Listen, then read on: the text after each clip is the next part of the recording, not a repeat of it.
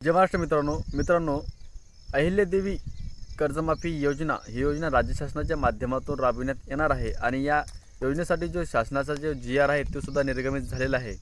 तर 2 लाखावरील जी कर्जमाफी असणार आहे ती आता शेतकऱ्यांना लवकर आपल्या बँकेच्या माध्यमातून मेसेजद्वारे त्यांना आता बँक बोलवणार आणि बोलवल्याच्या नंतर त्यांची आधार कार्डनुसार KYC होणार किंवा आधार कार्ड किंवा फार्मर ID ॲग्रीस्टॅग जे कार्ड आहेत त्या कार्डानुसार तुमचा सर्व डाटा बँकेकडे असणार आहे आणि बँकेच्या माध्यमातून आता 2 लाखापर्यंत कर्जमाफी ती होणार आहे।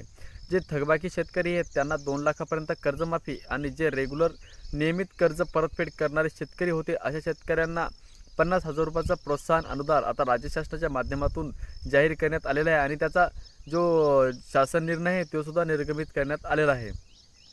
तर शेतकरी मित्रांनो आणि जे 2025-26 मध्ये ज्यांनी नवीन कर्ज घेतलेले आहे अशा शेतकऱ्यांसाठी 50,000 रुपयाचे जे अनुदान आहे त्यांना आता ते सुद्धा मिळणार आहे। पण 2027 नंतर म्हणजे 31 मार्च 2027 नंतर 2026 मध्ये घेतलेले जे शेतकरी आहेत कर्ज घेणारे त्या शेतकऱ्यांना त्याच्यानंतर त्या 2027 नंतर लाभ मिळणार आहे असे राज्य शासनाच्या माध्यमातून GR मध्ये उल्लेख केलेला आहे। तर शेतकरी मित्रांनो कर्जमाफी ही KYC केल्यानंतर म्हणजे तुम्हाला जवळपास जुलैच्या दुसऱ्या हप्त्यामध्ये 2 लाखापर्यंत जे KYC आहे अहिल्यादेवी होळकर त्यांची KYC करावी लागणार आहे आधार कार्डच्या बायोमॅट्रिकच्या आधारानुसार। म्हणजेच तुम्हाला CSC केंद्रावर किंवा आपले सरकार सेवा केंद्र याच्यावर जाऊन तुम्हाला बायोमॅट्रिकने KYC करणे गरजेचे ठरणार आहे।